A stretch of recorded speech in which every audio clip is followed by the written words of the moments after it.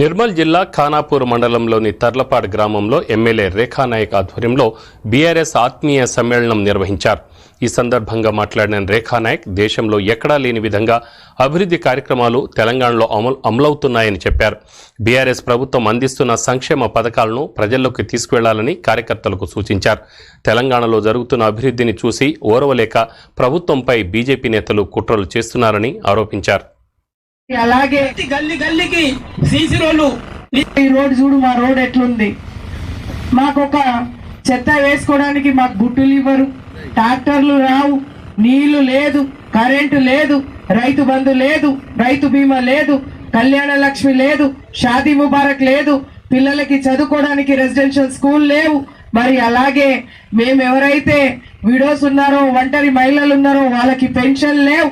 200 ఇస్తుండే, అది కూడా మరి ఇంద్రమ్మ ఇల్లులు అని చెప్పి పేరు మీద ఇల్లులు చెప్పి వాళ్ళు జేబులు నింపుకున్నారు.